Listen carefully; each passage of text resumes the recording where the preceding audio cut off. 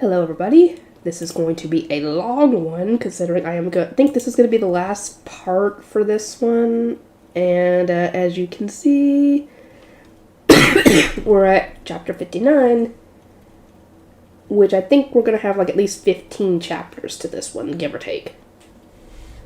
So be prepared for a long one, guys. Chapter 59, The Unexpected and Sword of Flames. I searched for auras while I filled my canteens with water. Since it was so hot, I was going through water fast, though it was better now that I had more canteens. Yeah, that's good. Pew pew pew! Sora bounced around me especially energetically. It seemed like my friend was in a good mood today. Had it eaten something weird? Good question. Did it eat something while it was rolling around in the trash last time? I don't know. Actually, Sora's acting like it did when we first found that injured Adondora. Huh? Does Sora like wounds, after all? Is it always going to be happy when we find something half dead? I hope not. That'd be kind of morbid. Okay, calm down. We haven't proved it yet. I'm probably just misunderstanding, right? Maybe Sora's just randomly in a good mood today. Right? I would expect that it doesn't like wounds, per se, but it likes to help people who are injured. That's what I think it's getting at, essentially. I would hope anyway, because that's less morbid than the other option. There was one thing I hadn't expected, though. Ooh! It was the Adondora. Today was our 4th day out from Rotome Village, and the Adondora had followed us ever since we left. That's what I thought might happen. I'd heard that animals and monsters had their own territory. Was it okay for it to travel this far? I looked at the Adondora. It flicked its tail about and rubbed its head against me. Oh, it's a shame I can't tame you. I mean, you could try. Worst case, it doesn't work. Since the Adondora was with us, I'd taken a route through the forest instead of using the village road. We couldn't just drag a monster along on a civilized road like that, after all. And because I had a good map now, we could keep from getting lost. Let's go, I called out to Sora and the Adondora, checking the map as I pressed on. Oh, dear Lord. I apologize in advance if y'all hear anything else in the background. My mom is in the other room, probably watching TV and taking down our Christmas tree at the same time. So if you hear anything in the background, that's that. When I checked for auras again, I found it kind of strange. In the past 4 days, monsters and animals had felt really far off. The forest was thick here, so you'd expect to run into a few monsters. I glanced at the Adondora. My book said it was a pretty high-level monster. Were they staying away because they were scared? Maybe. Who knows? I'm still thinking it's not an Adondora, but like I said, it would be not a bad idea to try to tame it. Worst case, it doesn't work. And then you were like, okay, whatever. Noticing my eyes on it, the Adondora purred. Too cute! It didn't look like something animals or monsters should be scared of at all. Still, I couldn't imagine my book was wrong. Maybe it really wasn't an Adondora? Maybe if its features were all exactly right? As we walked through the forest, I felt auras a short distance away and stopped. I called Sora over and put it in its bag. The Adondora looked out in the distance of the direction of the auras, but didn't seem wary. I think I sense adventurers. Hide so they don't kill you, okay? Purr. With that, it bounded gallantly off into the forest. Or to the woods. I was worried, but I decided to trust it would be safe. I checked my map for a route to the village road and headed for it. I thought the source of the auras were adventurers, but there were a whole lot of them. The auras were moving too, so I had to keep a close watch. When I reached the road, I searched again. They seemed to have gone into the woods. Thank goodness. Not long after that, though, I felt more auras. They were faint, so I figured they were adventurers again. The last set had too many people to be just one group of adventurers, and here we had more adventurers. Which must have meant they were all working together to hunt a specific animal or a monster. Uh-oh, you might want to get your friend... You might want to tame your friend. So that way you could just say, hey, I tamed this monster. It's okay. And then they would leave it alone.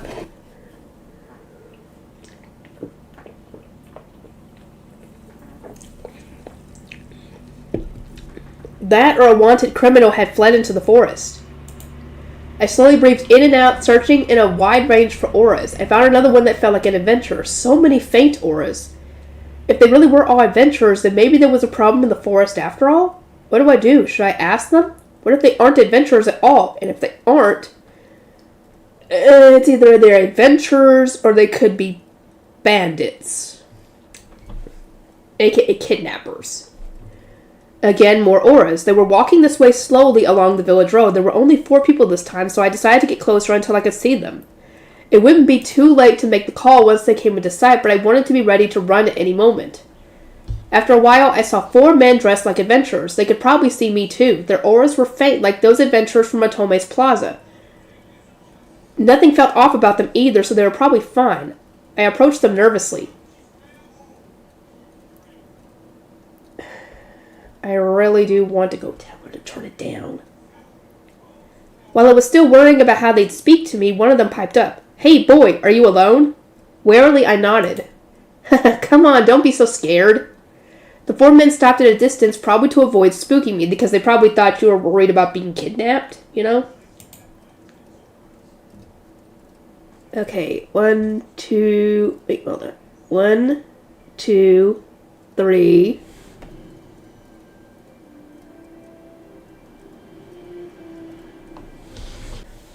Oh, hold on. I only see 3. Where's the 4th one? You said you picked 4. Excuse me. Ugh.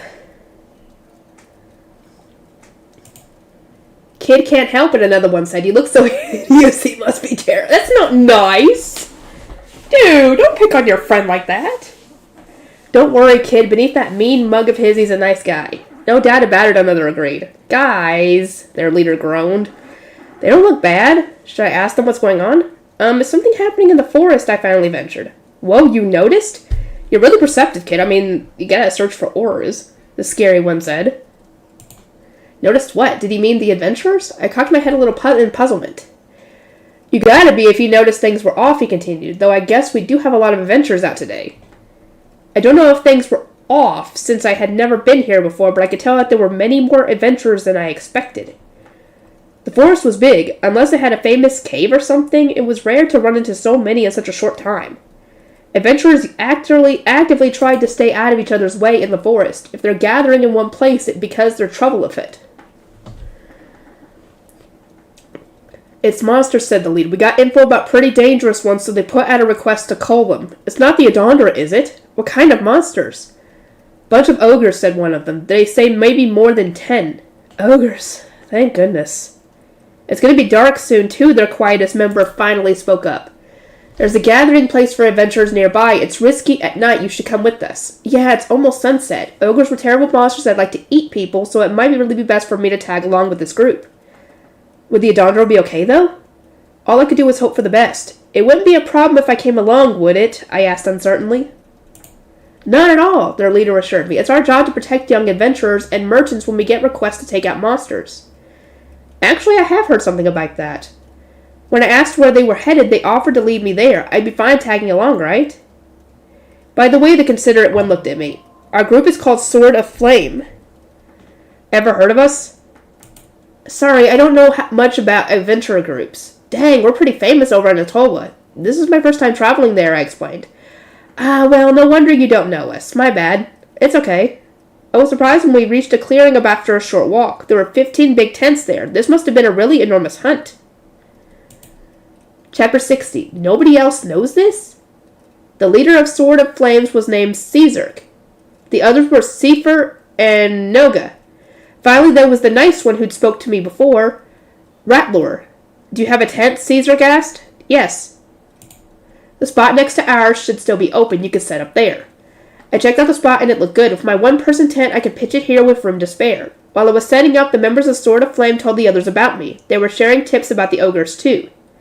Once I finished with the tent and gotten my things organized inside, I found Ratlure waiting for me outside for some reason.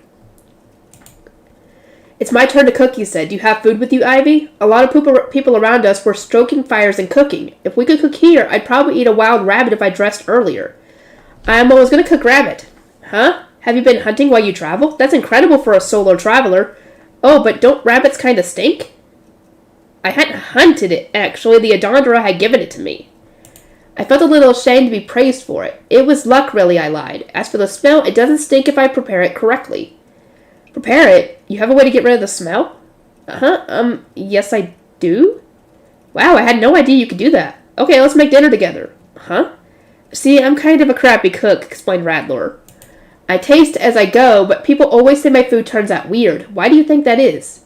How should I know? I didn't have a chance to say anything more before he grabbed my arm. Okay, let's go cook. Well, his eyes were desperate. Well, I didn't really mind cooking together that much. Besides, the way he was looking at me made it impossible to refuse. What have we got? Meat, potatoes, cabbage, salt, and pepper. Does that count as cooking? If you want to use a leafy green like cabbage, I'd recommend making it into a soup. If all you're doing is heating it up and then adding salt and pepper, why do you need me?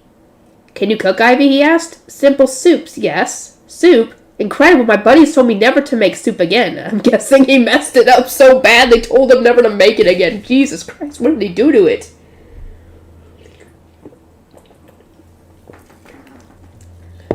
What kind of soup did he make? How do you ruin a soup? That's what I'm trying to figure out. Maybe he oversalted it?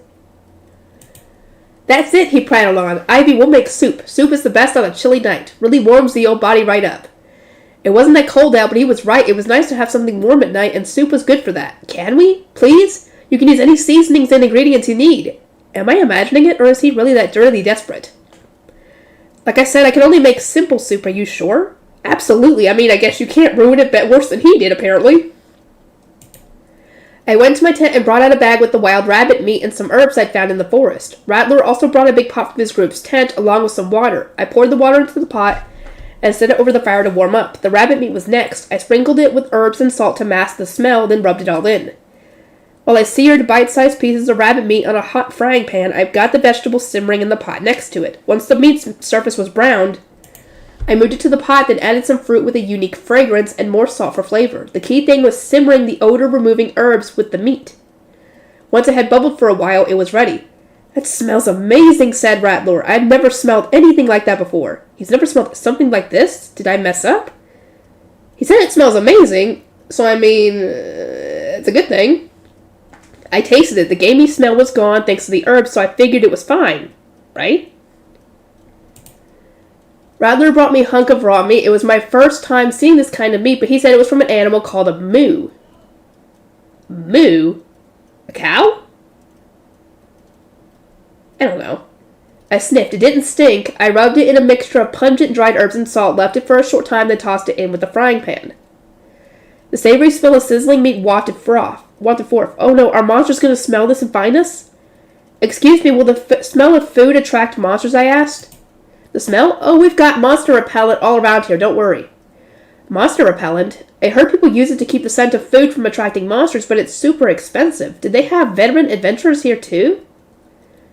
They did say that Sword of Flames was famous in Towa, and now that I thought about it, I looked at the guy in front of me. He gazed longingly at the meat as it cooked.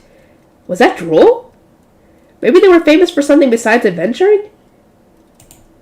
While the meat browned, I checked on the soup. It wouldn't take long. Rattler, did you make Ivy cook for you? Caesar came up to the fire. Huh? No, we did it together. Okay, actually, yeah, I didn't do anything. Caesar smacked him on the head. Noga sighed. Sorry about Rattler. No, it's okay. It was easy. Did you make this, Ivy? Caesar's eyes were fixed on the soup. I bet this is going to be delicious. Soup, eh? Sounds amazing. I'd give it up on today, really. Everyone was clearly hungry. While I served up our soup and meat, Caesar cut slices of black bread for everyone. There was some for me, too. I'd only eaten black bread twice in my life. When they say black bread, it makes me think of burnt bread, and burnt bread ain't really that good, to be honest. That looks so good. Caesar took a mouthful of soup and froze in place. Huh? Is it that bad? Oh, no. What is this? It's delicious. Oh, he liked it. I prepared it in kind of a rush, so I was worried. It's really good, Noga agreed. Is this meat? Wild rabbit? That's right, I answered. They usually smoke wild rabbit to make dried meat so it's not noticeable. But I always thought rabbit meat was supposed to stink, said Caesar. It doesn't smell bad at all, because she used herbs with it. Ivy's incredible, said Rattler. He does his preparations that unstinkify it. Doesn't everyone do that? You definitely prepare food before you start cooking it, right? There's a faint scent of medicinal plants, Caesar noted. Are you using them to cover up the odor? Medicinal plants? Does he mean herbs? Yes, I finally answered. I had some dried leaves I foraged in the forest, so I used those. Incredible, right? Why do you sound so proud, Rattler? The meat has a nice strong taste, too. Yeah, this is good. I was worried when I heard Rattler was cooking tonight, but thanks to Ivy, we're eating like kings. Thanks, Ivy. It's no problem, I'm just glad you all like it. I swallowed a mouthful of soup. I'd simmered potatoes and cabbage in it, and every bite was fragrant and delicious. Another successful meal. Medicinal plants, though? Are those different from herbs? Actually, why did I think about them as herbs at all? Are these memories from past me? Surely not. Right? That depends on what you used. Because some herbs could be seen as medicinal, because sometimes you use some of these things when you have a cough or something, and you use them in with tea or whatever to, help you feel better. So you could see them as medicinal.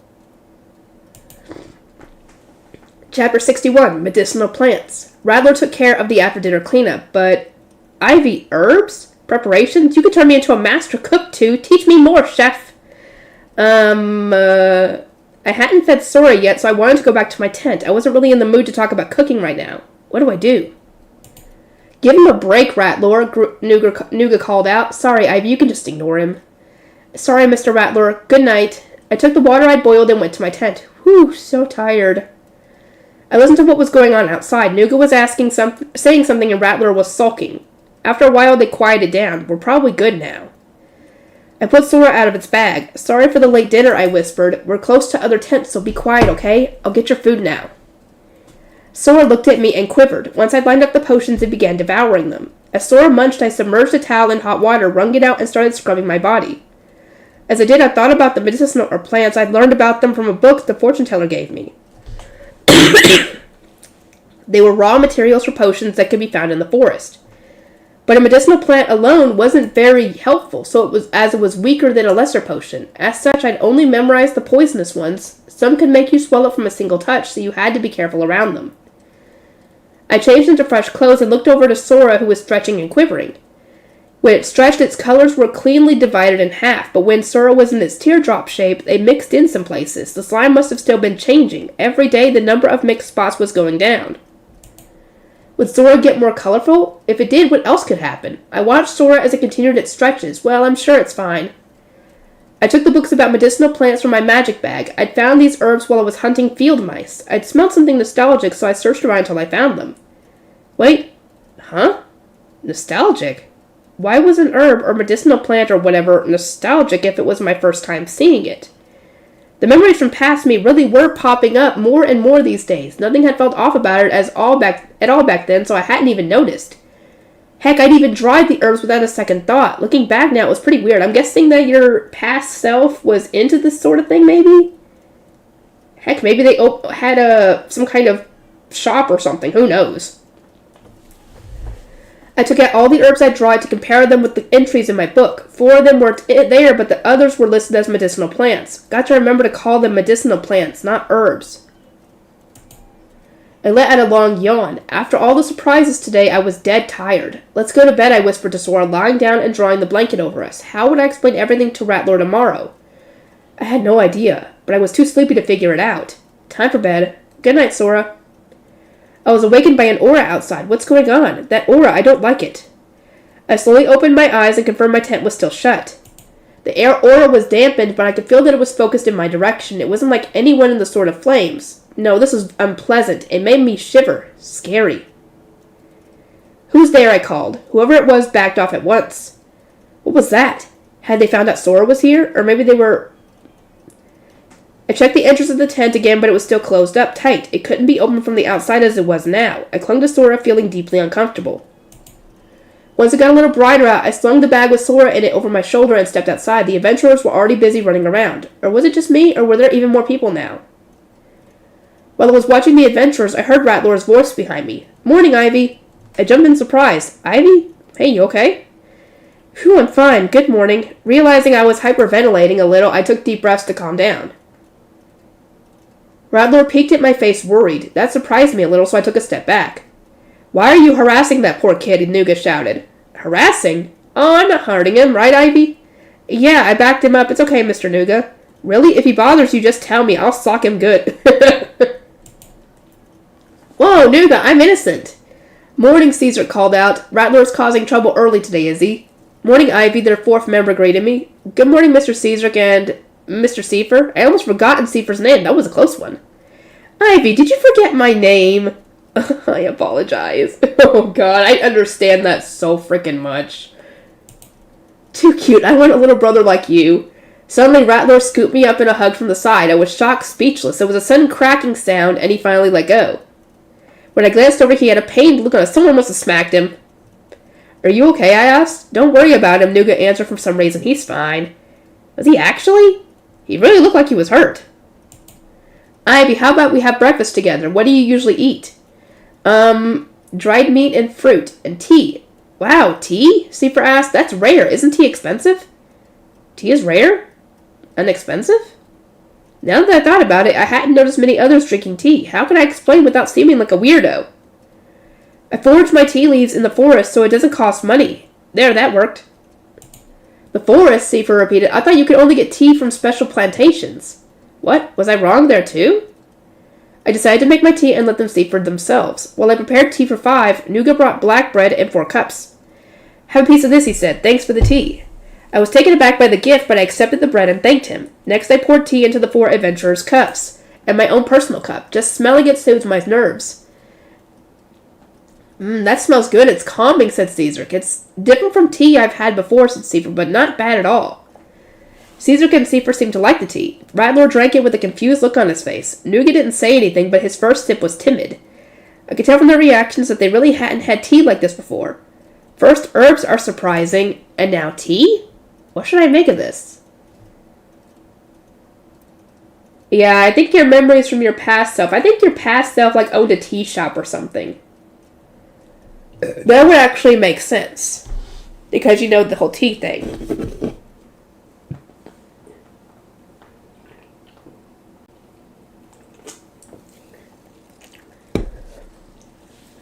I still can't believe that this one is another isekai. Chapter 62, Discomfort. While I cleaned up breakfast, I wondered how I could explain the tea. What if I fibbed and said everyone in Murtomi Village drank it? Oh, but that wouldn't work. If any of them knew anything about the village, they'd see through it right away. What if I said someone taught me about it? Except who would it be? The fortune teller? I didn't want to use someone I cared about for a lie. Besides, I didn't really want to lie in the first place. You never know when people would find out the truth.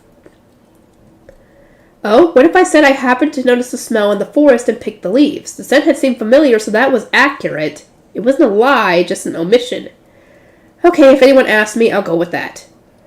All the adventurers were gathered in one spot having some sort of meeting. They were probably about to begin the hunt in earnest. What would I do? Should I wait in this camp, or would it be fine to continue my journey? Once their meeting was finished, I called out to Caesark. Excuse me, Mr. Caesark. What's up? Is it okay if I set off again? I wouldn't if I were you, he warned. According to the reports we received last night, there are a lot more ogres out there than we thought. More than 10, you mean? Think bigger. According to the leader's prediction, we could be dealing with over 30. That, I found, that's a whole lot. Right, so I think it's best for you to stay here with us. Okay, I'll wait until the hunt is over before I go anywhere. Sorry, kid, said Caesark. We'll try to hunt them down quick. Don't get hurt, though, I said. Be careful. Oh, I like the sound of that. The sound of what? Be careful? I wasn't sure why he liked it, but good for him. Ivy, could you help me out? Nougat beckoned me over. As I approached, I saw a pile of trash in front of their tent. Sure, I said. I'm glad to help with anything I can. We process trash near the center of camp. Can you help me carry it? Processing trash? Did that mean I would get to meet a slime? I'd wanted to see one eating trash for a while, so I was glad of the opportunity. Understood. Sorry, but could I ask you to collect the other adventurers' trash as well? Sure, that's fine. Thanks, sorry again. Strangers called out to me. I looked over. It was a group of female adventurers. Other groups were waving and calling out to me, too. They all must have been busy getting ready for the hunt. After seeing the adventurers off, I gathered all their trash and headed to the center of the camp. I squeezed between 2 tents and arrived at the clearing where all slimes handled all the trash. There were 14 slimes in all and 4 adventurers, 3 men and 1 woman. Were they all tamers? Excuse me, I said. Where can I leave this? Are you the boy Sword of Flames brought in? The man nearby was surprised to see me before he figured out who I was. Yes, thank you for letting me stay here. You've got good manners, lad. Leave the trash right there. I set down the trash and a slime slid over. Among the trash I'd brought were dirty clothes, empty potion containers, a broken sword, and more. How was I supposed to give them to the slime? Huh? Is there a sword in there? The woman asked. Yes, but it's broken. My slime here will take care of that. Could you bring it over? Okay. I took the broken sword and placed it in front of the woman's slime. Sword-eating slimes were incredibly rare. I watched as it hopped on top of the sword and stood still for a moment. Nothing was happening, so I just watched confused. She giggled. I don't think there'll be much to see. Huh? Swords take a really long time to eat. Okay. Wow, I had no idea. I returned to where I'd left the trash. Several slimes were processing it. It looked like they had a slime that could eat empty bottles too. When I watched it with the bottles, I noticed something strange. It was taking a really long time to eat a bottle that Sora would have devoured in seconds. I'm guessing if you take care of a collapsed slime carefully, they actually are really good. They're really strong. That's what my guess is. As I watched the slime slowly digest the bottle, a shiver ran up my back. I looked around frantically, but there was nobody there. What was that? It was just like this morning. Creepy. You okay? The woman asked, startling me again. You look a little pale.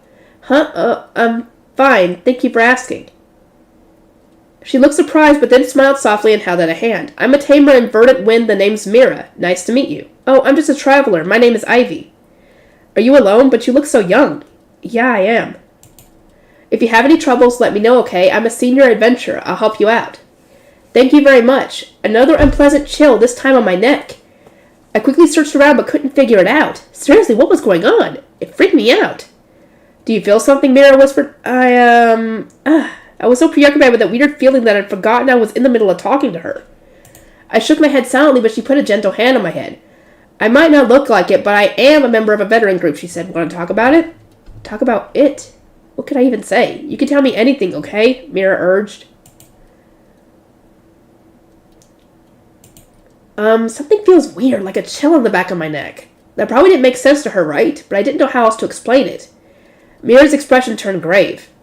It's important that you can feel that. That's an instinct that'll help keep you safe. Keep me safe? Yeah, I think what you feel is menace in someone's gaze. How long have you been feeling it?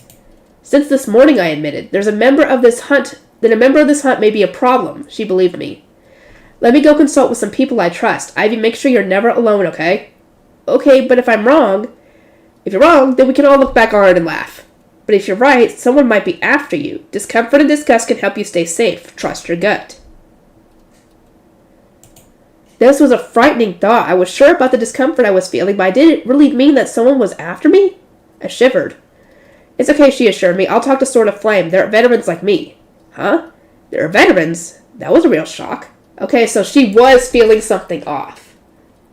Oh. Okay, here we go. We might be getting with this.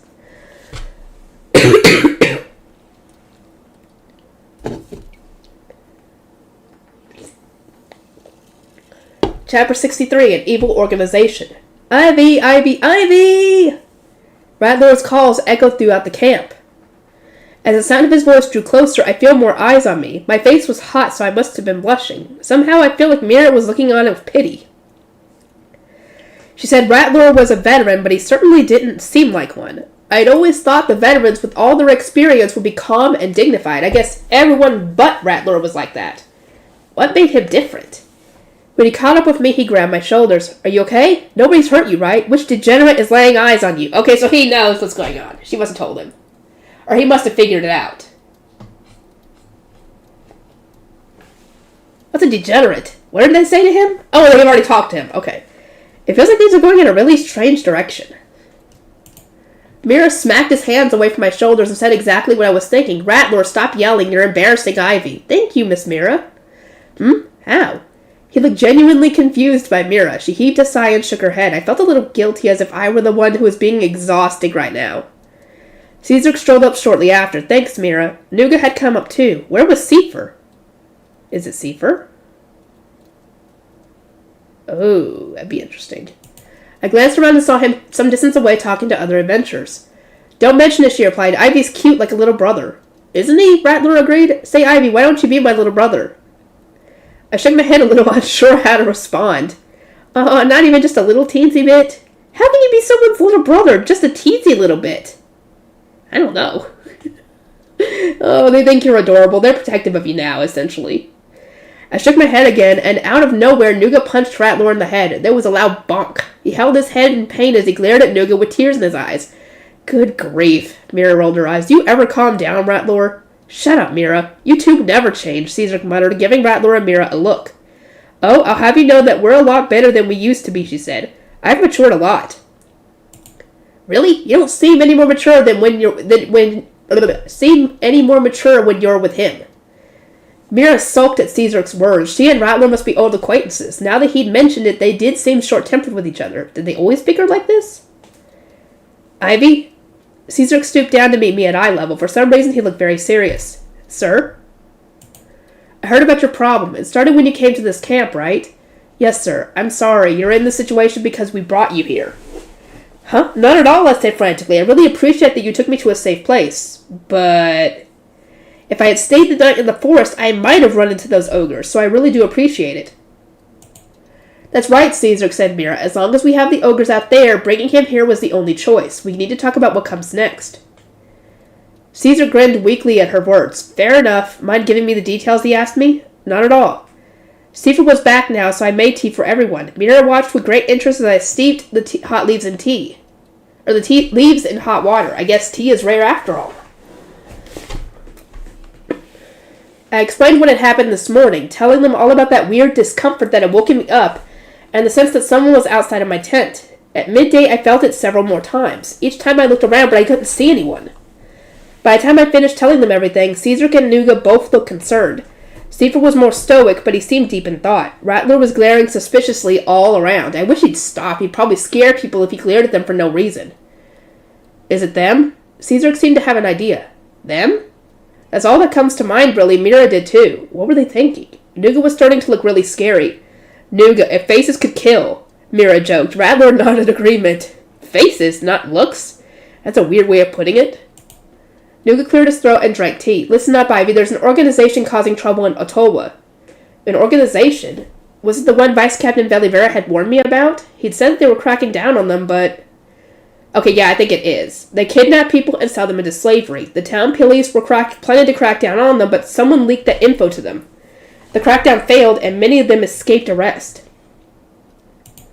Caesar looked really mad about it, too. They were only able to arrest the low-level thugs who knew nothing about the organization's inner workings, Nuga continued. Chances are they were cut off by the higher-ups to buy time for themselves to run. His remarks sounded oddly careless. I wonder why.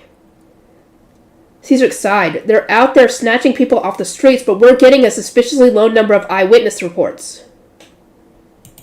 Do you think that organization is after me, I asked? There's no way to be certain, but it's possible, so make darn sure you're never all alone, you hear? Caesar sounded serious, so I looked him in the eye and agreed. He put a hand on my head and I could feel some of the tension leave my body. Ivy, let me introduce you to some of my comrades. For some reason, the moment Mira glanced at the group of adventurers a few meters away, her smile turned wicked. I looked in the same direction and saw lots of adventurers, so I couldn't tell who she was looking at. Wait here just a moment, okay? Her kind voice sounded a little scary. Yes, ma'am. Caesar and Nuga chuckled dryly. I watched Mira as she stood in front of two men in the group, then grabbed their heads and knocked them into each other. What the... Really? Okay. Oof, that's gotta hurt. Ivy, those are Mira's comrades. They're a group made up of siblings. She's the younger sibling. Or younger sister. They were siblings? Still, that looked painful. Despite being pretty far away, I heard their skulls crack against each other. I'd better not make Mira mad. Yeah, definitely on that one. Chapter 64, Twins and the Expedition Leader. Nice to meet you. I'm Tort of Verdant Wind, Mira's older brother. This is my little brother, Marm. Huh? But they look exactly the same. Were they... Surprised, Ivy? Mira asked. My brothers are twins. Don't see those every day. I guess twins were rare. It seemed like a lot of my knowledge was influenced by past me, so I had to avoid saying anything careless. Looking back, I hadn't seen any twins in any of the villages. If they weren't common, I need to remember that. It's nice to meet you too, I said. I'm pleased to make your acquaintance. My name's Ivy. Aw, what a polite kid, said Tord. He and Marm were all smiles, but the younger brother, Marm, did seem a little... off. Or maybe I was just imagining it. Oh, don't tell me Marm is one of the ones that we need to keep an eye on. Right? Mira squealed. He's such a good boy. Gang's all here, eh? I turned to the source of that calm yet imposing voice. A well-built, kinda intimidating-looking man was walking toward us. He seemed to exude an air of reliability. I'd never seen someone who had so much presence at first glance. Mysterious. Boss, this is Ivy. We were just telling you about him. Hearing my name snapped me back in my trance. Hi, I'm Ivy. It's nice to meet you. I'd managed to introduce myself, but my words felt inadequate. This guy was the boss of the whole expedition party. I could see why. Likewise, I'm Balorda, leader of this hunt. He gave me a light pat on the head. Strangely, despite having just met him, I felt more steady. He really was mysterious. Mira, you won't be leaving this camp, right? Yep, that's the plan. Slime tamers don't usually join hunts anyway. True, we can't risk losing our valuable tamers. Make sure you stay with Ivy, got it? Of course, leave it to me. Mira winked at me, so I smiled sheepishly back. What did he mean by valuable tamers? Were tamers not common? I'd like to ask, but maybe later.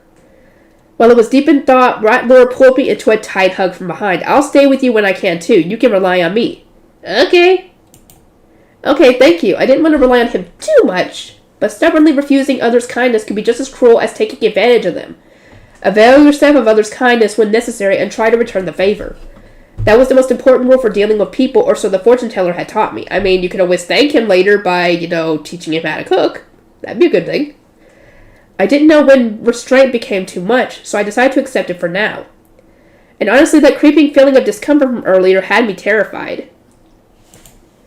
3 members of Verdant Wind promised to meet me tomorrow, then left. The leader of the hunt, Balorda, seemed to have something to talk about with Caesar, so the two walked off together. Excuse me, Mr. Rattler, I asked him. Do you have more ingredients we could use? I'd like to make dinner. You beat it? Yesterday's soup and meat were delicious, so I was thinking of asking for your help again. Help? She'd be doing the whole entire thing. Thank you, I'll do my best. Rattler's smile was infectious. I went back to my tent and whispered to Sora, currently inside its bag. Sorry, Sora, it's going to be a little cramped for a while.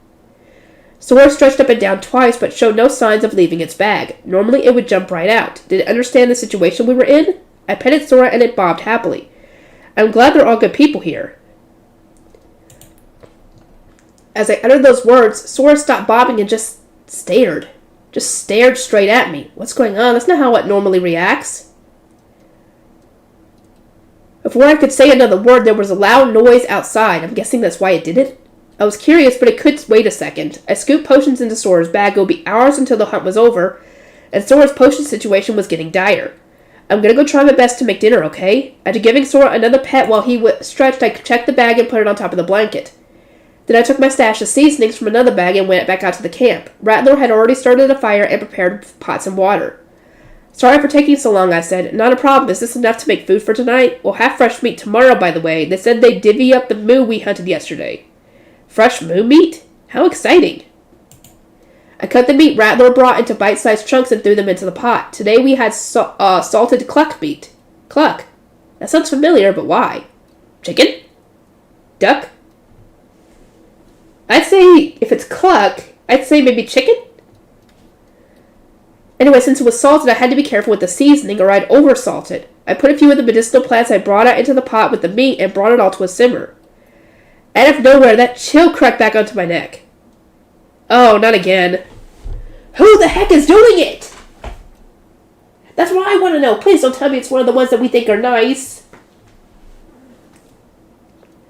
I whipped around. There were a lot of adventurers about, so I couldn't tell who it was coming from.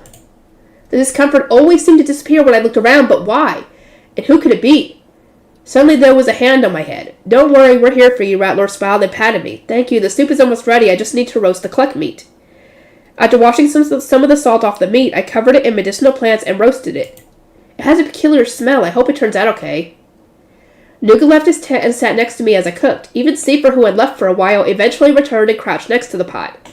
I didn't notice him at first. Or notice him at all. That's a veteran for you, huh? But something felt a little off.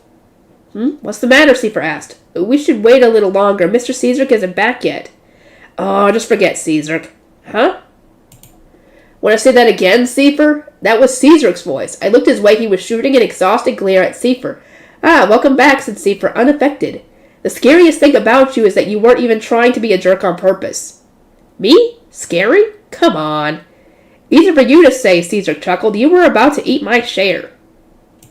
You're worse than me. I wasn't late for dinner. Besides, leaving food uneaten is a waste. Please, you weren't planning to leave any for me at all, were you? I mean, what if it gets cold? Seeper shrugged. Like I said, it's a waste. Seeper seemed like a gentle soul, but now he seems pretty different. What do you call it? Self-centered? Does that fit? Maybe not exactly. Let's eat, everyone. I called out to stop Caesar and Seifer's spiraling argument. Nougat was starting to look a little impatient as he stared at the meat, so he probably wanted to eat right away. Turns out Rattler wasn't the only odd personality in Sword of Flames. Everyone was. Chapter 65, Sora's Reactions. Ooh, I'm interested on this one. Once the meal was over, I took hot water back into my tent. After shutting the entrance up nice and tight, I fastened it so it couldn't be opened from the outside. Okay, it's safe now. I opened Sora's magic bag and peeked in. Sora looked up at me and leaped out of the bag. If it could tell that now was a good time, then it really didn't understand the situation. I had always known Sora was a reliable little slime. Speaking of, I wondered how the Adondra was doing. I hoped it had distanced itself from the forest around here. I hadn't heard about anyone seeing it, so it probably hadn't been found, but I still fretted. As usual, Sora was stretching up and down. Lately, I couldn't really relax unless I saw it do this at least once a day. Maybe it's just become part of my routine? Maybe. While I scrubbed my body, I recalled my discussion with Caesar. Honestly, I was really frightened. When I first learned I was in danger, I was more frustrated than scared.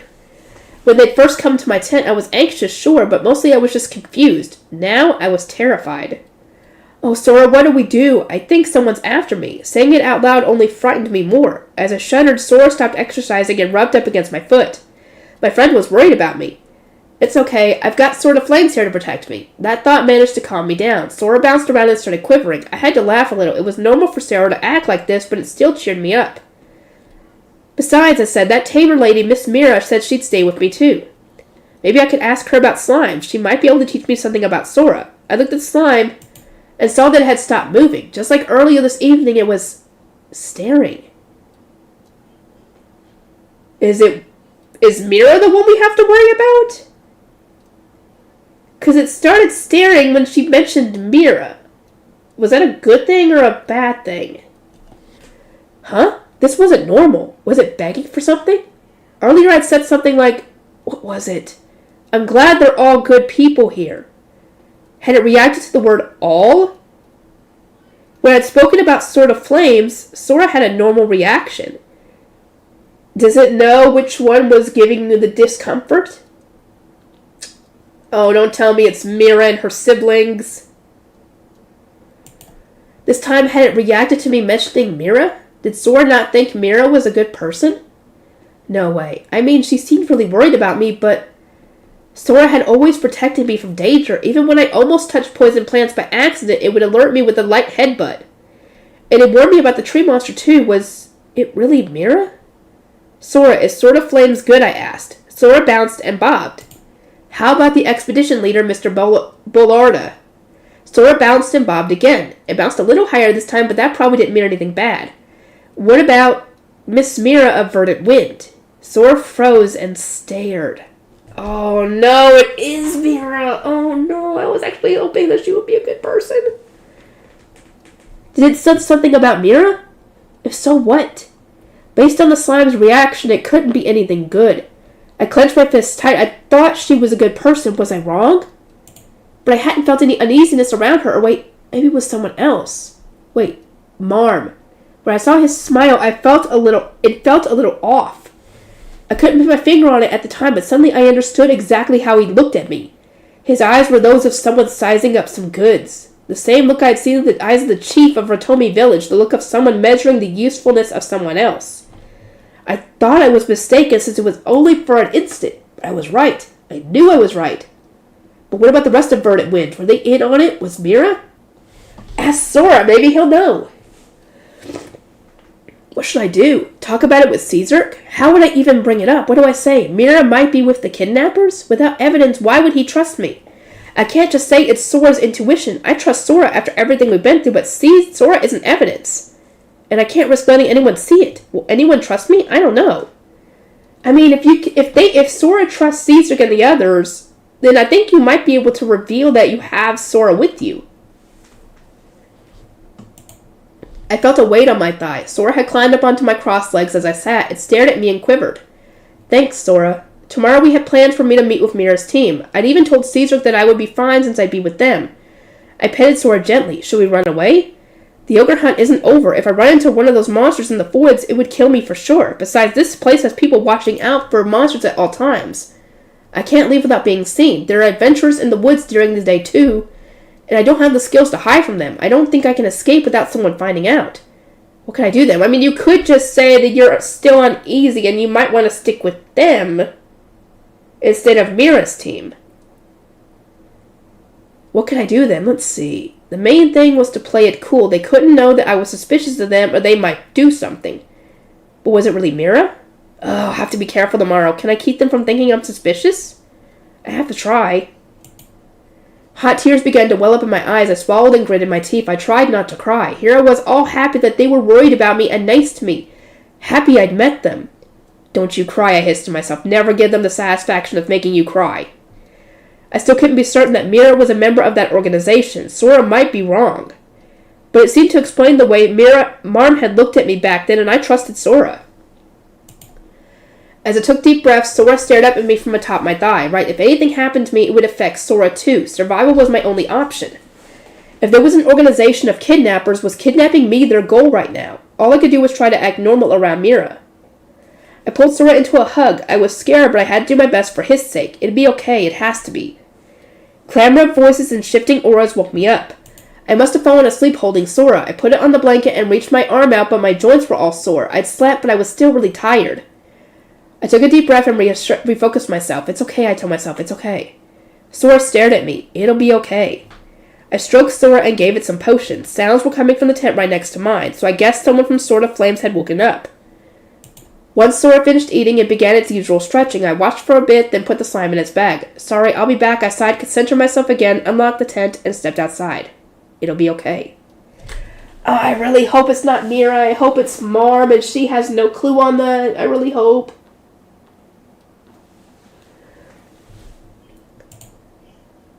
Chapter 66, Ratlore. Outside, Nuga was preparing breakfast. Good morning, I said. Morning, he replied. Thanks for the soup. No problem.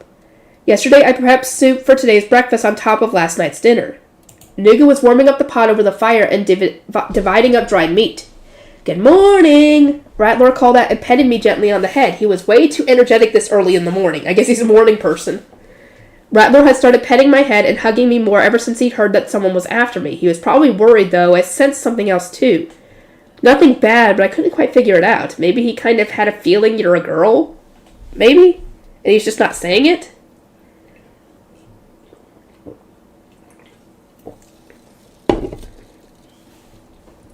Good morning, Ratlore.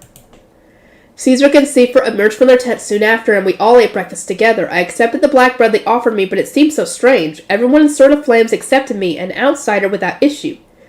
They ate with me like it was normal, broke bread with me like it was just fine. I looked down at the black bread in my hand. The kidnappers worried me, but being around friends was a relief.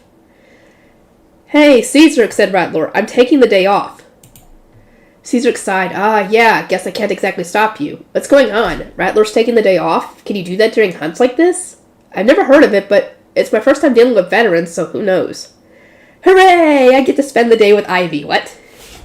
Oh, good. That means he's going to have someone with her that she actually trusts, because she's still not sure of Mira and her group. But wait. What was it? Bulbara, whatever his name was, the leader of the group. He's fine, but Mira was the one that Sora was worried about. And probably Marm, too. Was he doing this for me? If he was, I was grateful. Otherwise, I'd have to be alone with Mira, but really, was he allowed to do this? I'll be okay. Don't worry about it, said Ratlore. You heard Caesar. I've got permission. I looked at Caesar. He shrugged, but didn't take it back. Is it fine? Really? It's not a problem, said Nuga, but Ratlore wouldn't need permission from the leader. Ratlore beamed. Understood. I bowed my thanks to Caesar. He just grinned wryly and raised his hands in surrender. I was honestly pretty afraid of Mira at this point, so it was comforting to have Ratlore with me.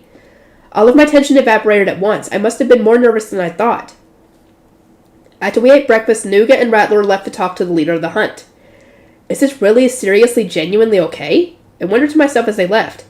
Sorry about him, Ivy, Caesar apologized again. No, I'm the one who's sorry. I didn't mean to make Mr. Ratlore take the day off. Don't get the wrong idea. He's taking off for his own sake. He's got his reasons, you know. Huh? He's got reasons? There was a pain now beneath Caesar's standard calm facade. I stared for a moment surprised. He noticed and forced a smile. The pain was gone like it had never been there. How do I say this, he wondered aloud. When Ratlore learned that they were after you, he got a little unstable. Sorry, but I gotta ask that you spend the day with him. Unstable. Is he like that because maybe he lost someone to the kidnappers that he knew and cared about? Maybe that's why? That's the only thing I could think of that would make sense.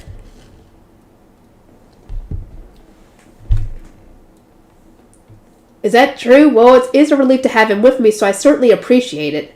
Based on the look on Caesar's face, there seemed to be more to the story, but we just met and I was a kid, so I couldn't expect him to tell me more. I didn't know if Rattler was unstable, but he really was patting my head a lot more often. Maybe it was about making himself feel better? Maybe? But if he gets annoying, Caesar added, feel free to slug him a few times. Slug him? Yeah, don't worry, he can take a couple punches. He looks serious. Could I hit someone who he just called unstable? Ivy, Rattler called out, you two talking about me? What'd the leader say? Caesar asked him. He sighed harder than I've ever seen, but it's a yes. Ivy, we're hanging out today. Yeah, I'm excited, I said, though I was surprised he got permission so easily. After seeing Caesar and the others off on the hunt, I tidied up breakfast. Like yesterday, I gathered trash and took it to the slimes. Along the way, I got trash from other adventurers too. That awful chill came back as I worked. This time I didn't just look around for it, but tried to feel what direction it was coming from. It was hard to tell, though. Every time I thought I had it, the feeling slipped away. Someone grabbed my hand. Surprised, I looked over and saw Rattler smiling down at me. You're safe, he said. His smile and words were comfort. I smiled back and Rattler turned away to look forward again.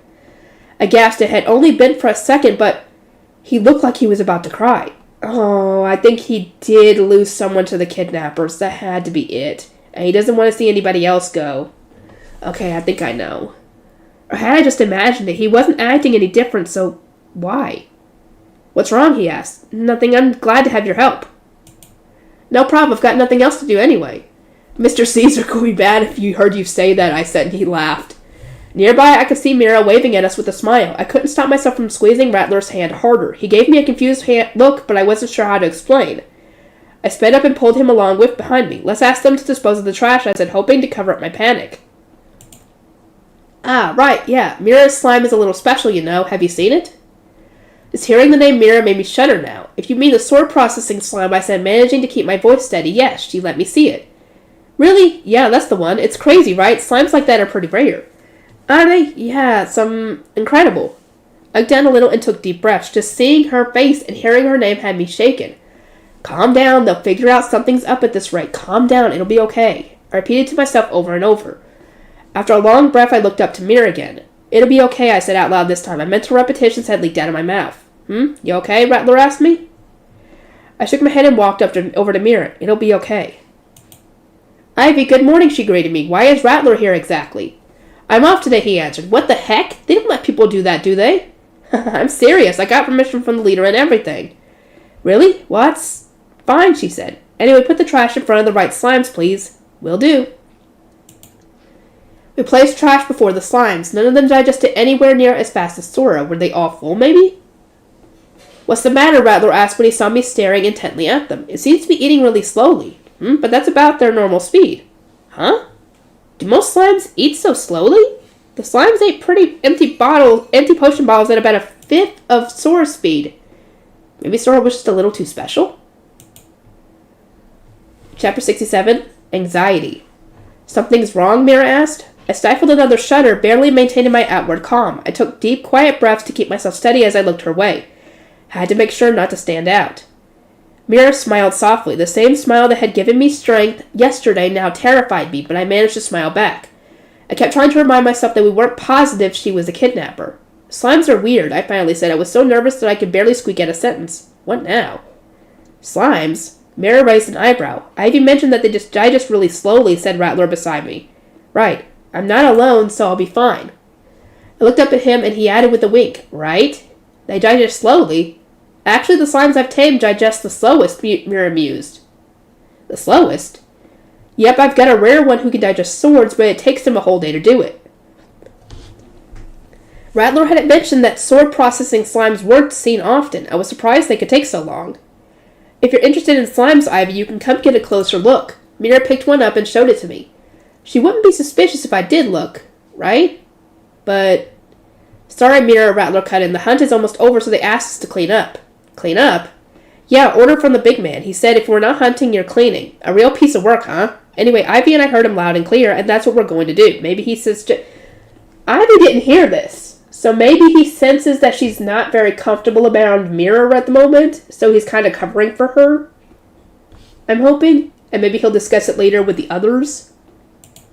Huh? He didn't mention that to me before. Did he forget? Uh-huh. Yeah, I do hear we only have one more day, Mirror replied. They said we're feasting on moo meat today, right? Yep, we hunted some good ones while we were out killing ogres. Enough for everyone, in fact. Want to eat with us tonight, she offered. I mean... Rattler shrugged. We can, but we'll have the leader with us. Your brothers don't like him, right? Huh? Oh, right. They might not be into that. Shame. That's a real shame. Well, we better stop chit-chatting and start cleaning. They don't like it. They don't like the leader.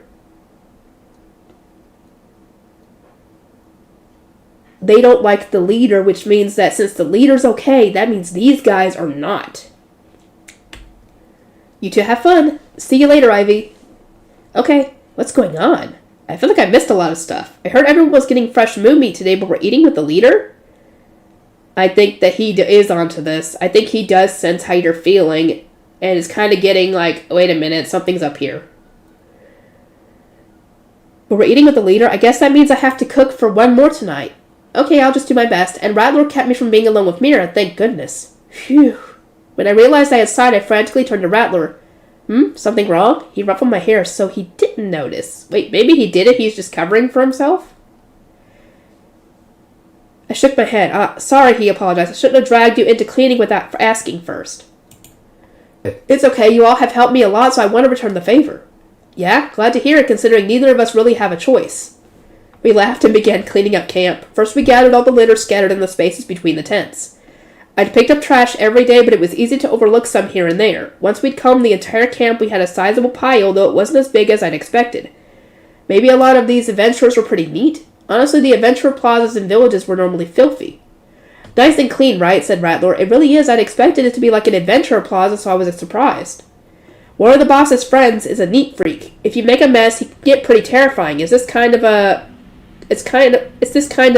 quiet intimidation? Quiet intimidation? Yeah, he hides his aura, stands behind you, and mutters, filthy. Then for just a moment, you feel this wave of bloodlust from him. Whew! Spooky stuff. Rattler began to look just a little bit scared. I'm guessing he's had that happen to him. Has that happened to you?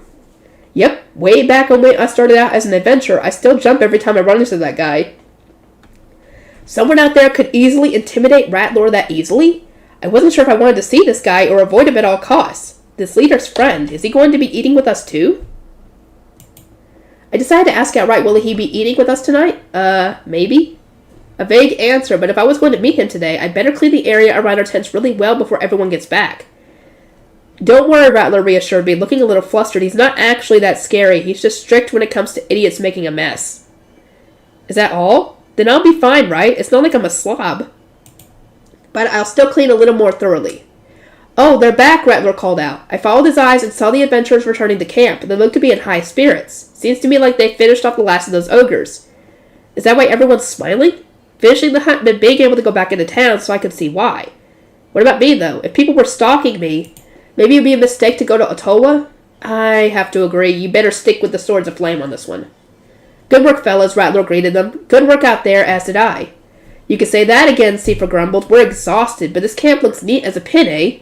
He lowered a magic bag from his shoulder, put it next to his tent, and looked around. I had tidied outside our tents thoroughly. The tent itself had looked a little grimy, too, so I'd cleaned that as well. I was happy he'd noticed. Right? Ivy did a good job, Rattler boasted. Hey, I'm gonna go talk with the leader for a minute. Watch Ivy for me. Will do, said Seifer. Say, Ivy, did you clean the tent too? Yes, I asked Mr. Rattler for permission first. Thank you. We've never really been the neatest, so I've been meaning to get that over with for a while now. I'm glad to see it spick and span for once. Yay, I'm glad he likes it. Also, Rattler seems like he was in a real rush. Is everything okay? He's been twitchy ever since they got back from the hunt. What's the matter, Seifer asked. Nothing. Is the hunt over now? Yep, we managed to track down all the ogres that were reported. We'd go take a look one last time tomorrow, just in case. I see. It's amazing how hard you all worked, I said.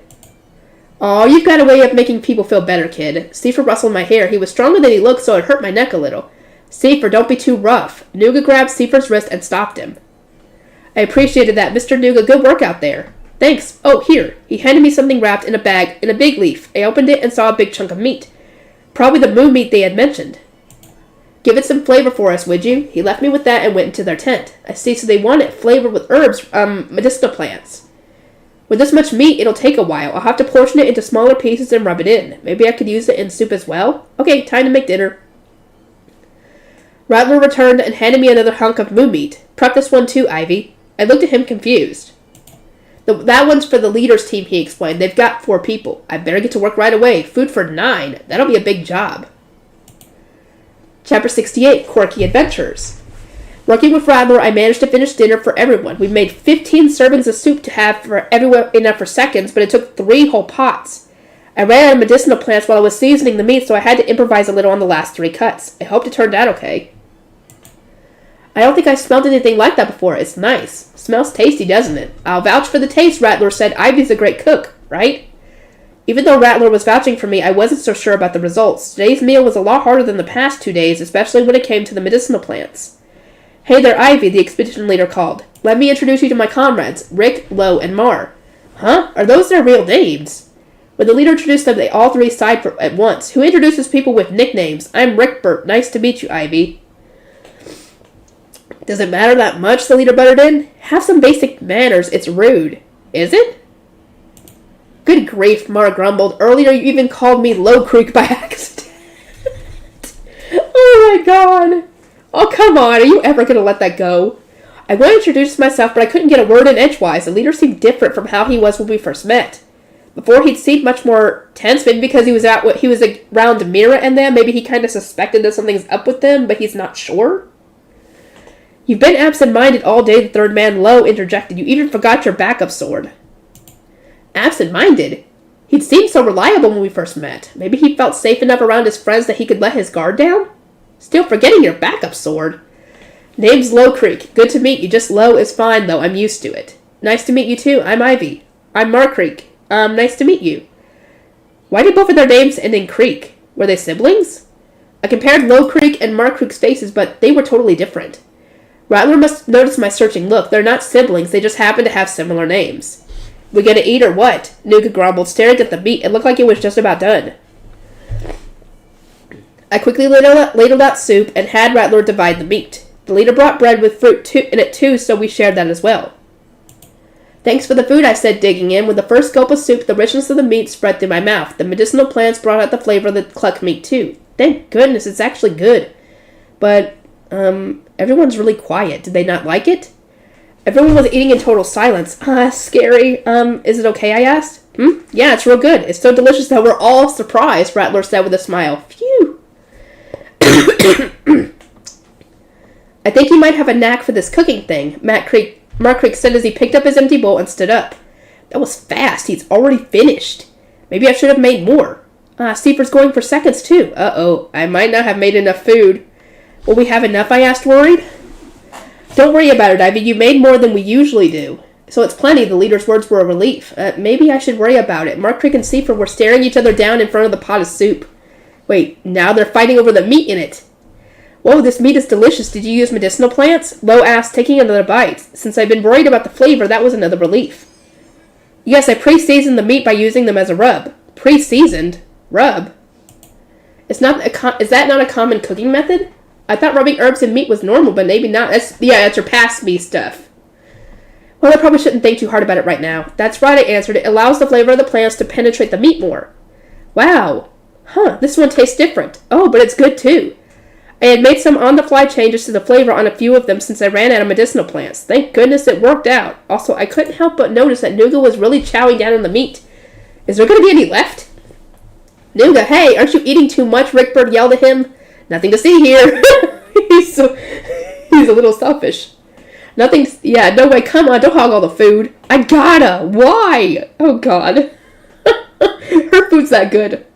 Now Rickbird and Nuga are fighting over the soup, too. Maybe we don't have enough after all. Despite my worries, everyone managed to get enough in the end, even if those people were hungrier than I'd expected. I mean, they're probably hungrier than you expected because they went and killed all those ogres, so of course they're probably a little hungrier. Sorry, Ivy, said Caesar, looking concerned. This must have taken ages, right? No, it's okay, I like cooking. Really? That's great. By the way, Ivy, you were planning to head to Atowa once the hunt is over. Well... Change of plans? As long as someone's after you, I'd avoid traveling anywhere by yourself. They might be waiting for a chance to catch you alone. So I'm in danger even if I give up on going to Atowa. Then what should I do? Why don't you come with us to Atowa, he offered. With you? Yeah, it's about 2 days from here. How about it? Will I be a bother at all? Absolutely not. Especially if you keep cooking us delicious food, Caesar winked. I still had medicinal plans for soup if not for meat. If I could help out, maybe this was the best option? I mean... You might want to tell them about Sora and the Adondra so they'd know in case it shows up. Honestly, I was really scared of being alone now. If you don't mind my intruding, I paused, then yes, please. You're such a polite kid, he patted me on the head. Hey, what's going on here? Markrick cut in. He was suddenly in a bubbly mood. The scent of alcohol on him confirmed why. It's too early to drink, Caesar shouted. We got to go out tomorrow, too. Come on, you gotta have a drink with a good meal. Boss, Markrick's already drunk. Say what? The boss replied. Why? We didn't even bring alcohol.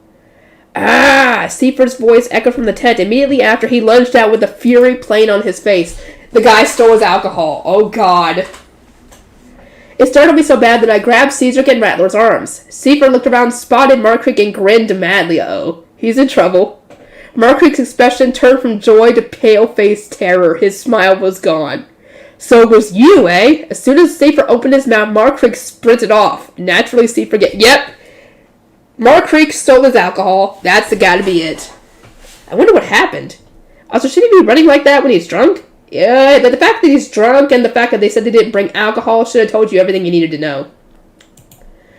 Sorry about my idiot teammate, Overlord aside. Someone pilfered Seifert's drink. Sorry to you too, Ivy. That must have been alarming.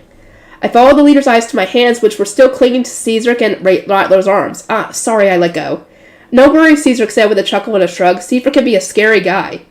I couldn't help but agree. It was then that I heard a scream in the distance. Was it just me, or did that sound like Markrick's voice? Oof, sounds like that's settled. So it was Markrick after all. That was a heck of a shriek. Is he okay?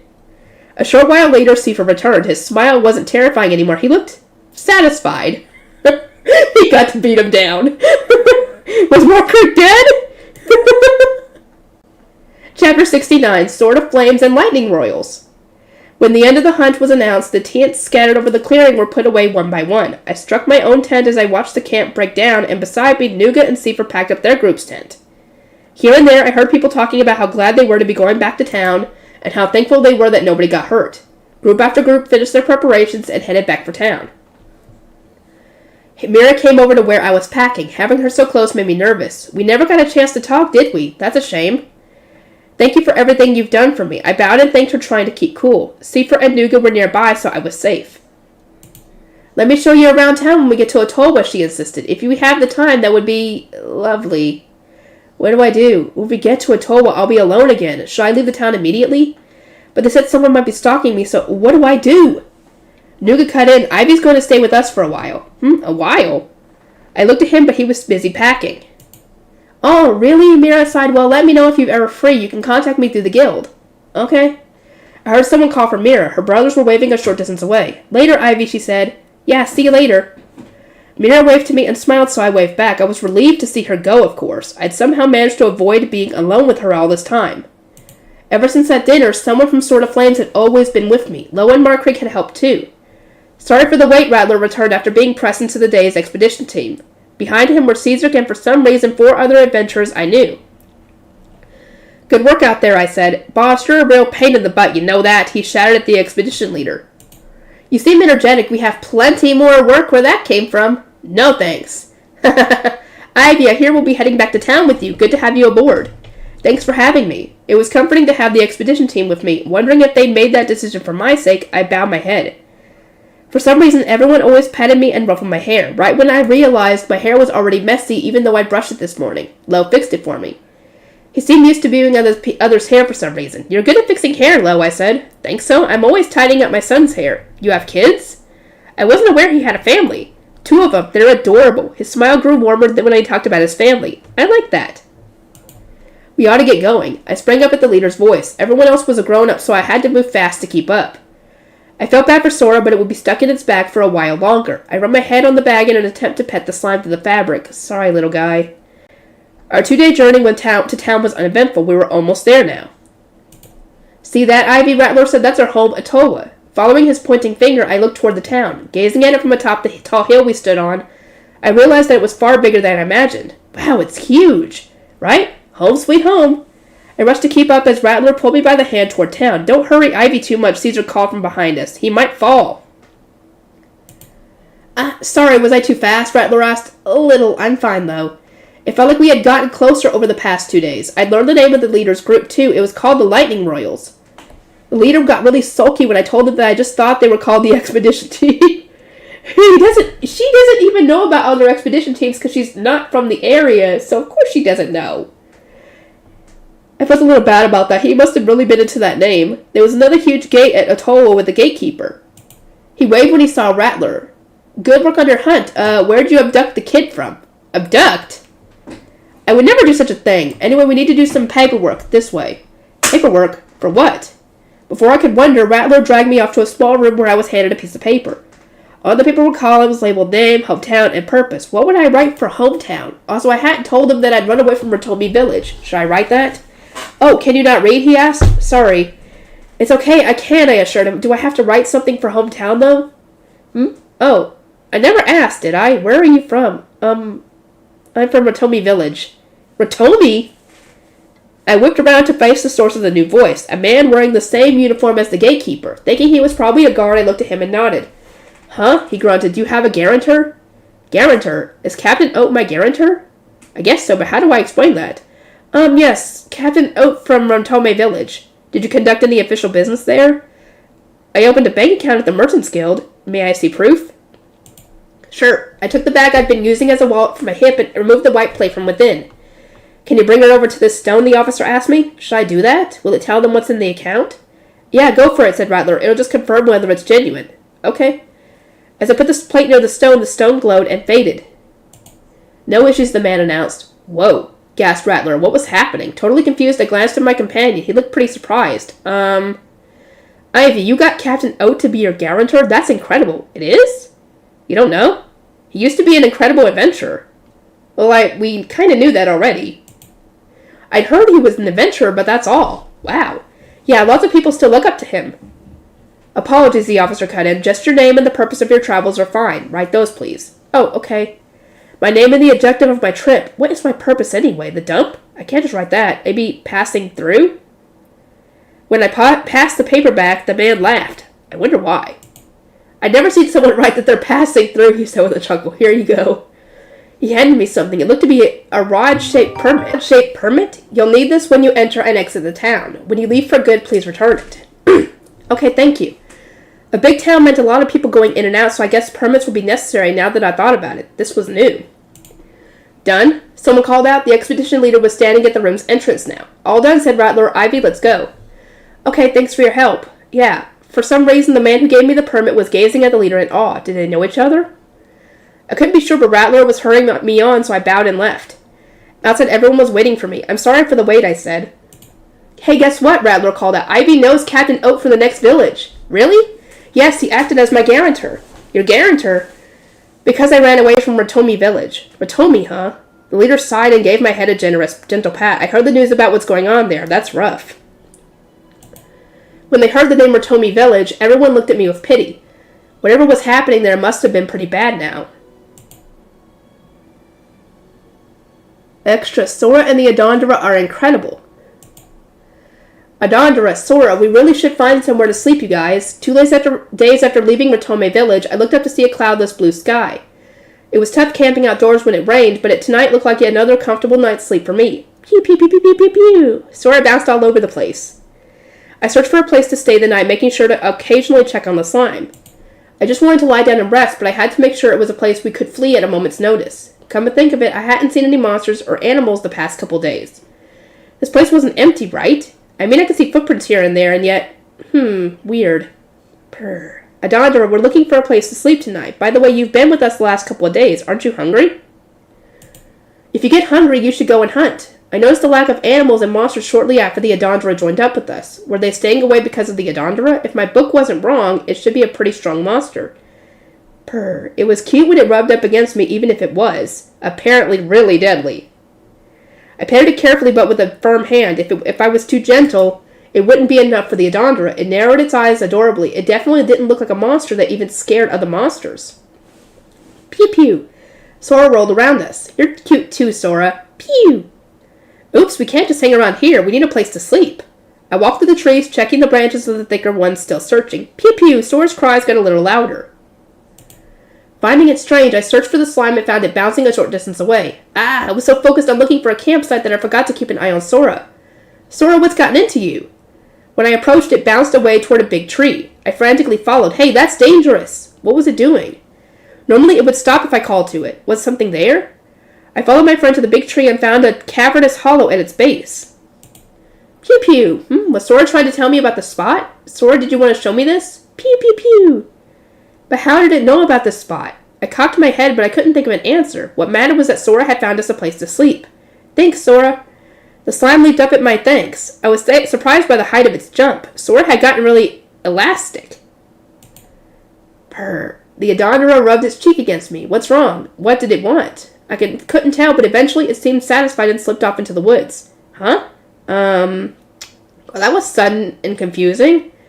So the Adondra is gone. Is this as far as it goes, or did it just go get hungry? It probably just went to go find something to eat. Let's just get ready for bed, I said. I'll make space for you and the Adondra, Sora. It might have gone back to its home forest, but I'll set aside some space for it just in case. The hollow at the bottom of the tree was pretty big. I searched for clues that other animals or monsters might be using it, but found nothing. Next, I felt the forest floor. I couldn't lie down if it was wet, so this was important. Should be safe. Thank goodness. I folded up my mat and set it in the hollow, creating a makeshift bed. All done. Now, what should I eat tonight? Over the past 2 days, the Adondra has shown me plenty of spots for fruit, so I had lots on hand. I was pretty stocked up when it came to provisions. Phew! You must be hungry, Sora. Wait just a second. While I took out potions, I noticed the Adondra's aura approaching again. Oh good, we can spend more time together then. I left the hollow, and before long the Adondra was by my side. Huh? What are you holding? Hold on. The cat-like monster set 4 unconscious rabbits on the ground in front of me. Is it going to eat them? I wonder, but it pushed them toward me with a paw. Did you hunt that for me? Purr. Thank you, Adondra. What about your food? Have you eaten? Purr. I pet the Adondra as it rumbled and snuggled against me. I couldn't believe it had caught 4 rabbits that quick. What an incredible monster. Aww. I like it. It's so cute. You gotta tame it, girl. Well, I better get to dressing these rabbits. I think there was a stream around here. It wouldn't be a problem if I left this spot for the stream, right? I took my bag of butchering tools from the hollow and headed out. Sorry, Sora, wait just a little longer to eat. Pew pew pew. Sora didn't look mad. In fact, it seemed to be in a good mood. I walked around the stream for a moment and began breaking down the rabbits far away from our camp. Butchering rabbits was second nature to me now. Okay, all done. This is some nice game. Next, I massaged herbs into the meat to remove the odor and make it tastier. Okay, all done. Now what? If I cooked them here, the meat smell might spread and draw monsters. Would soup have less of a scent, maybe? Still, this is a lot of meat. It would be too much for 1 pot of soup. I'm a little nervous, but I should cook it. If a monster comes, we can run away. If it's cooked, we'll take it. If it's still raw, we'll leave it. Kind of risky, but we're way out in the forest, so there isn't really another option. I really, really hope monsters don't attack us before it's done. Decision made, I gathered twigs for the fire. Phew, that should do it. I used a flint to light dead leaves and then heaped on some twigs. Once the fire was big enough, it started licking through the gaps between sticks. It was ready. I really wanted to put all the meat on top of my mesh grill to cook, but 4 rabbits was just too much to cook at once. So should I get a pot and make soup after all? I glanced around. The scent was pretty strong, so I was sure it was spreading through the woods. Were we safe? I'm worried monsters will be drawn in by the smell. Grrr. Huh? The Adondra is making a different sound. What's wrong? Purr. And it's back to normal now. What was that before? Oh, the meat's burning. I rushed to turn the meat over atop the mesh. Woo, you went to the trouble of hunting this for me, so it would have been a real shame if I'd burned it. Purr. I felt around for auras again. With the smell of cooking spreading, I was worried our situation could change at a moment's notice. What's that I'm sensing? It's far, but it isn't getting any closer for some reason. Adondra, will you tell me if any monsters or animals come near? Purr. It almost seemed like an answer, but even if it had understood me, I couldn't understand it. Sorry. The Adondra rubbed its face against me as if trying to comfort me. That's probably what it's doing, at least. Pew pew pew. Sora. I turned towards Sora just in time to see the slime spring up. I braced myself to catch it, but too late. It hit my arm and bounced off. Oh, Sora, sorry. Pew. Sora seemed like it was pouting, but what was I supposed to do when it jumped at me out of nowhere? No, I shouldn't make excuses. I flubbed it. Sorry I couldn't catch you. Give me a little warning before you jump on me, okay? Pew! It sure is hard to understand, Sora too. Ah, the meat! It's a little charred, but it still looked tasty. I glanced around one more time. Some monsters or animals were out there, but they still kept their distance. Probably the Adondora. I wonder why. Could I make soup too? Why not? I filled the pot with water and simmered cut vegetables, meat, and herbs together. Soup was a great match for the richness of the meat. There, all done. The meat is cooked and the soup is ready. Purr. Pew pew pew. This is my first time cooking under so much pressure. Still, no monsters or animals came anywhere near me. I was worried that something might be close by, though. It's be best to clean things up and go back to where we sleep. Let's eat once we're back at the tree, okay? I want to get away from here. I set to it at once, washing the dishes and putting them in the basket I brought. As for the cooked meat, I wrapped it in banana leaves and put it in another basket. Finally, I doused the fire and made sure it was out. That should do it. Let's see. Get the pot, the baskets, and my bags. A quick look around, and all that I had left behind were ashes and burned twigs. Good. Let's go. Pew pew pew pew pew.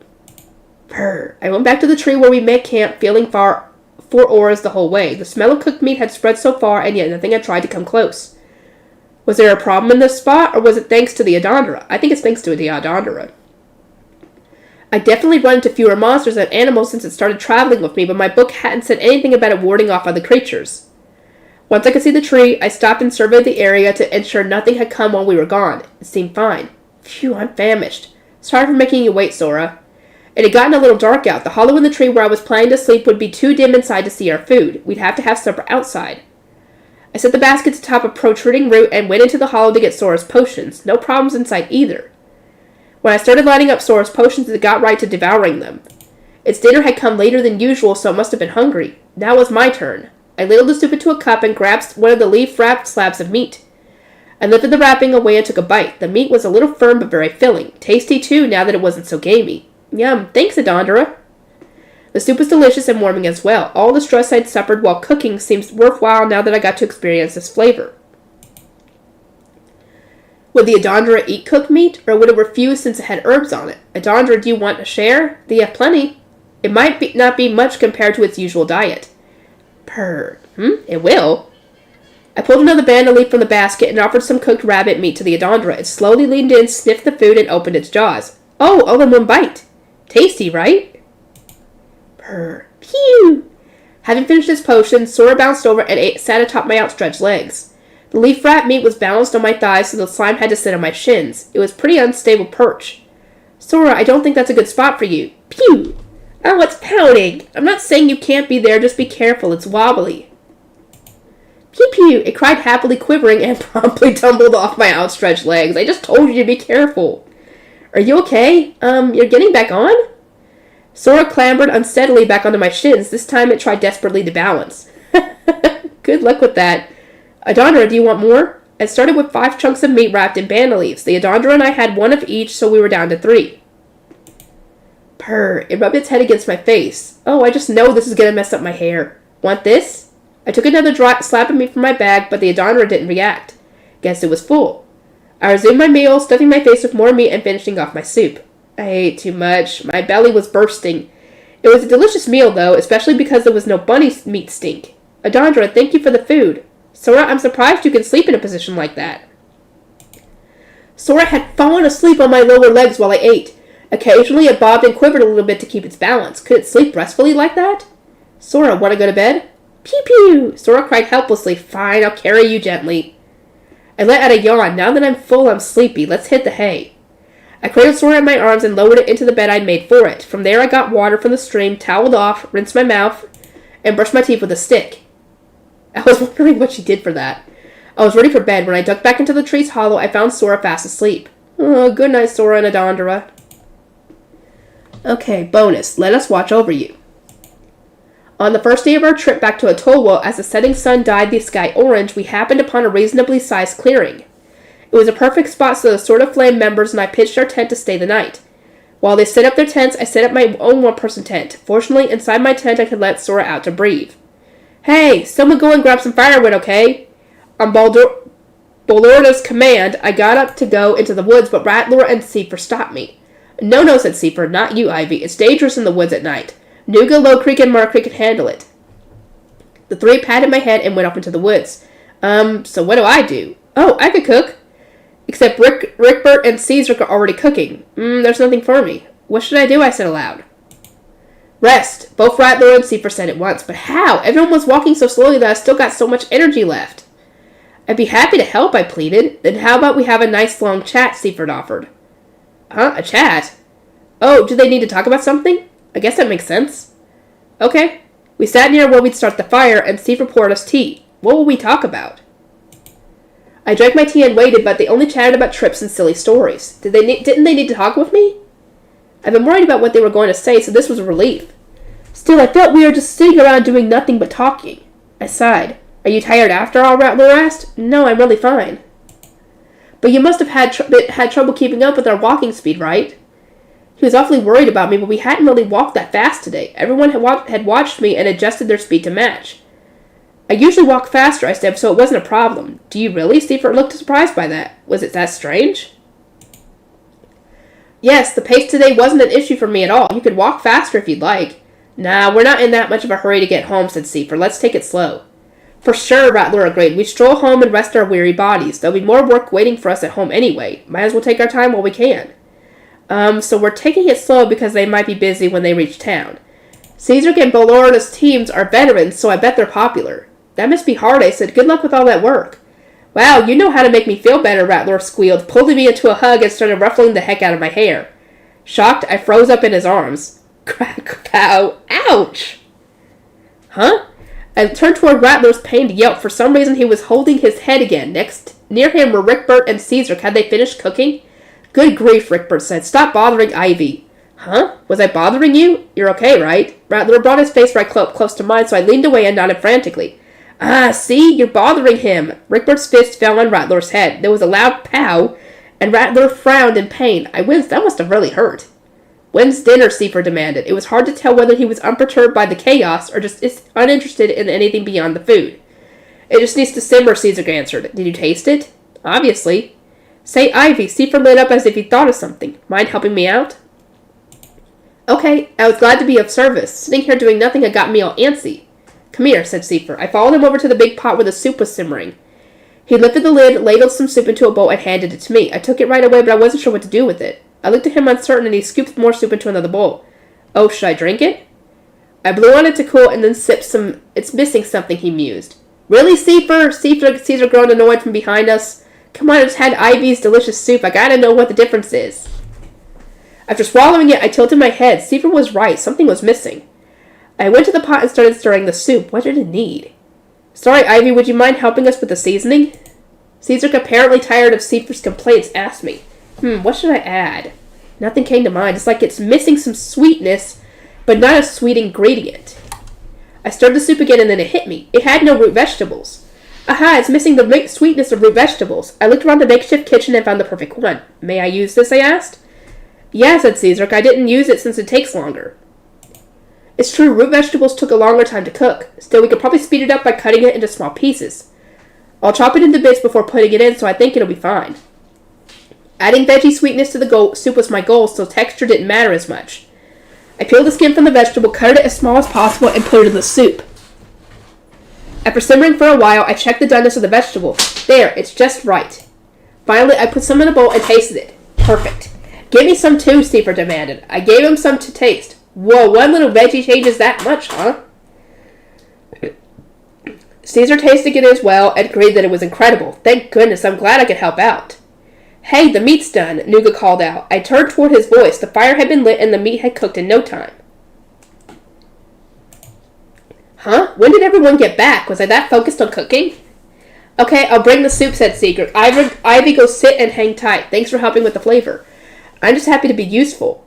I looked at Seifer. He'd already taken a bowl of soup and was on his way to eat it. I followed him to join everyone else and saw a big chunk of meat sizzling deliciously. It seemed oddly fresh. Where did this meat come from? I asked. Rattler pointed at Nuga. He hunted it. Wow, how had he done it in so little time? Based on the size of the cut, it seemed like a medium-sized animal or monster. But it was still incredible. Nuga must be really strong. Let's eat, Caesar called, and started divvying up soup for everyone. Nuga carried the cooked meat and Mark Creek passed it out. It looked like Mark was giving out equal amounts of meat to everyone, so I tried to stop him before he got to me. Eat more or you won't grow big and strong, Nuga said, looking concerned. I appreciated the thought, but no matter how I tried, it didn't make sense for me to take the same portion as everyone else. When I said as much, Nuga looked disappointed. I just can't, I'm sorry. Alright, everybody, it's time to eat. Let's dig in. Let's dig in, everyone echoed, except one person. Already on it. All eyes gathered on Seifer, who had already devoured half his soup. Why, you little Caesar, sighed exasperated as Seifer calmly continued his meal. Seifer stopped eating to note that the meat was good and smiled at me. As for me, I went on eating my own meal. I didn't want to be dragged into this, thank you very much. I took a bite of the meat. Ooh, that's good. Oh, glad to hear it, Nuga smiled at my words. That's better. He looked a little sad before, but it looks like he's fine now. Once the feast had begun, people talked even more excitedly than they had last night. Everyone was laughing the whole time. I ended up eating too much again since I was listening to them instead of focusing on my food. Thanks for the meal, I said when I finished. Had enough already? Mark Trigg asked, also a little worried. You haven't eaten half as much as the rest of us. Don't hold back on our account, kid. Don't you see the difference in our body size? I've eaten more than enough for me today.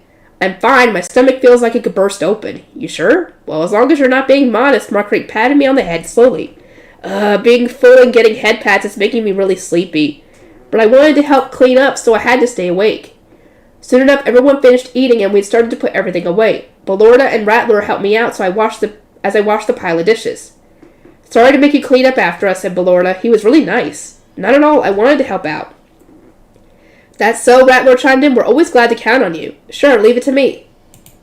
After cleaning up, I said goodnight to everyone and went back to my tent. Inside, Sora was already snoozing. I toweled off, lay down, and Sora rolled over to me. It gazed at me with barely open eyes. Sorry, did I wake you up? You can go back to bed. Good night, Sora. Sora quivered and closed its eyes. Dinner tonight was a lot of fun. I would only have a few more days with them, so maybe taking it slow on the way to town was a good idea after all. Ooh, now we're getting something interesting. Sighed, Seifer. I watched as Ivy went back to his tent. There you go. Here's hoping you get a nice, restful sleep tonight. Think he'll be okay? Caesar gasped, worried. Yeah, he looked a lot more calm, so I think he'll be just fine. Ivy was obviously nervous about the kidnappers. He put on a bold front, but fear can't be quelled that easily. Then again, maybe he was just hiding his feelings so we wouldn't notice. Starting today, though, I saw composure returning to the kid's face. Getting him away from those other adventurers was a good move. Such a little guy, said Mark Creek, but he cries so hard. Everyone agreed. He looks like he's about 5 years old, doesn't he? Rick Bird added. But it's weird for a kid so young to travel all alone. He was right. Traveling alone at such a young age was unusual, though not entirely unheard of. Some children ran away when they thought their parents might sell them or for any number of reasons. Ivy had avoided talking about parents or siblings. That must have been where the problem lay. No matter how old he is, the kid's too scrawny, Caesar piped up. It's like he's not eating enough. Yeah, Belorda agreed. We better get some nutrients in him while he's with us. So they said, but Ivy was a better cook than any of us, so it felt like he was the one helping us get fed. Man, that kid's soup is something else. Still, the kid was too considerate. Maybe it had something to do with the environment he grew up in. I saw how uneasy he looked when we told him he didn't have to do anything. Rattler and I were both surprised by that. That was why we'd asked him to help clean up, but neither of us had expected he'd be so happy about it. Maybe he was scared he'd be abandoned if he wasn't useful. Unfortunately, we just met the kid. We couldn't undo years of suffering that easily. But maybe there's still time, I grumbled. What's the matter? Asked Nuga. I just shook my head. Don't mind me, I was just thinking of having Ivy make breakfast. Nuga chuckled at that. Nobody processed the idea. They must have realized the sad truth that Ivy fretted most when he had nothing to do. If only he could let go of some of that during his time with us, but seeds planted long ago have a way of digging their roots deep.